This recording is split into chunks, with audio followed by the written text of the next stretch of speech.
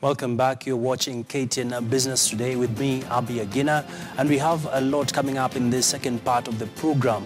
We'll be talking Matters Health, and I'll be speaking to Bridget Washira, who is the Managing Director for SmithKline, and she shall be giving us some great insights into investments and where they're headed. As Kenya prepares even for the elections, we're seeing investors still remaining quite bullish despite the political uncertainty in the country. And let's just kick it off. And looking at healthcare in Africa, it's still yet to be fully tapped from the equipment side of it, from the drugs. Where are we as Kenya? I think as Kenya, we have certainly made good strides from where we started off at independence. We, like any other country, have our fair share of challenges across all 6 building blocks that are required to have a well-functioning healthcare infrastructure or healthcare system in a country. And each of those has got priorities identified that we definitely, as a country, need to focus towards what would really be our ultimate goal. And as clearly spelled out in our constitution, which is the right to health care for every Kenyan in this country.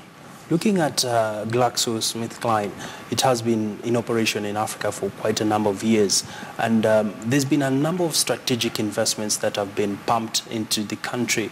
And perhaps looking at the sort of investments that have been coming through, have we been seeing a good return on investment from the company side and also from a healthcare perspective? At GlaxoSmithKline, we see our efforts in 2 parts.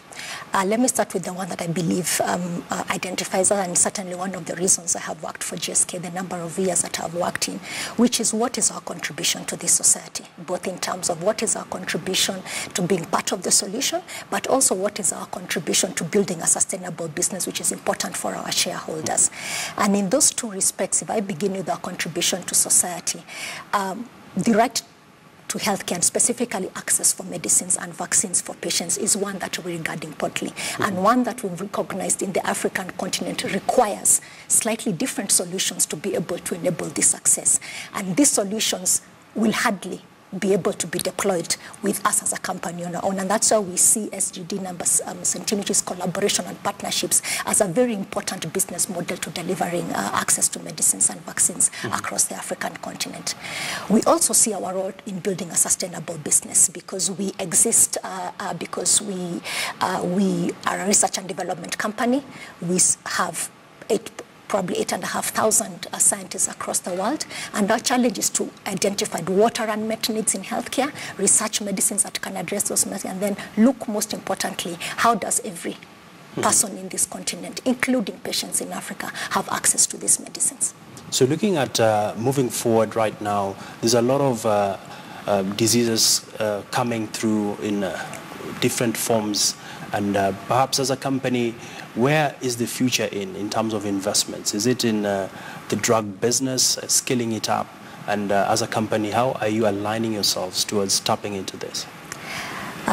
We see the 2 challenges or we see where investment is required going forward to be basically on 2 fronts. One is sustaining the gains we have made, which have been mainly in infectious diseases, the work in HIV, the work in malaria, but also confronting the next reality, which I think all experts agree that Africa is potentially facing an epidemic in the future, non-communicable diseases, and the time is now to try and figure out how do we avoid an epidemic, the type of proportion of epidemic we experienced with chemical diseases like HIV, AIDS, or malaria. And the investment is required on those two parts. But investments in medicines by themselves will not have an impact on patients' lives if they're not accompanied with other investments, including an important investment, which is universal health coverage, the right of a citizen to be able to have the means to access healthcare. Interesting. And I always ask my guests on this show, what size of investment should we expect you to pump in moving forward? I wouldn't put a monetary figure to it, but I would maybe describe a problem and then describe the type of investment we've put in, which will probably give you a sense of where the direction is. So if we look at HIV AIDS as an example, the pharmaceutical industry responded or reacted to the AIDS epidemic of the 90s in a certain way. And there's a proliferation of R&D research and medicines that came into this market. Those medicines were quite expensive, and it took more than a decade and a half for those medicines to be available to African patients at any scale in which you can run, like what happens today in this country, a public healthcare program where you can afford to give patients antiretroviral programs. Fast forward to where we are today in terms of tackling the same problem. New medicines have been required because the old medicines, of course, are encountering resistance. They come with a side effect profile that we seek to improve to enable patients. Patients are living longer on HIV medicines, so they're taking medicines for a long period of time.